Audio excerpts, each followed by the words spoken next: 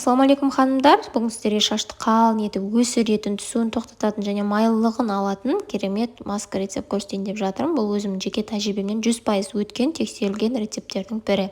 Сондықтан қорықпай жасай берсеңіздер болады. Бізге горчичный порошок, қыша ұнтағы қажет болады. Кез келген магазиндерден алсаңыздар болады.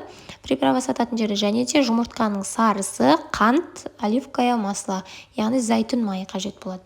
Ыдысымызға 2 ас қасық қыша ұнтағын қосып аламыз. Мен 2 шай қасық қосып жатырмын, өйткені менің шашым кішкене болғандықтан осы жетеді. Бірақ рецепт бойынша 2 ас қасық қосу керек. Сосын тура сондай көлемде 2 ас қасық қант қосамыз және де жұмыртқа бір сарысын қоссаңыздар болады, немесе толық жұмыртқаны қоссаңыздар болады. Және де зәйтүн майы тазартылмаған болуы керек. Одан 2 ас қасық қостық. Зәйтүн майының орнына репейный маслосын қоссаңыздар да болады. Жақсылап араластырып аламыз да шаштың түптеріне қолымызға перчатка киіп алып жағамыз. Түптеріне ғана жағамыз, ұштарына тимесін. Одан кейін целлофанмен орап жарты сағат, 1 сағат көлемінде жүреміз. Бұны қолданатын кезде мүмкіншілікше шашыңыз кір болғаны дұрыс.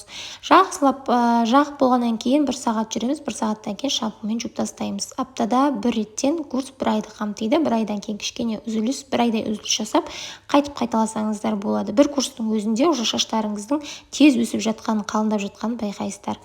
Бұл рецептті міндетті түрде жасап көріңіздер. Каналыма тіркеліп, лайк басып, комментарий қалдыруды ұмытпаңыздар. Алда көптеген пайдалы ақпараттармен бөлісетін боламын.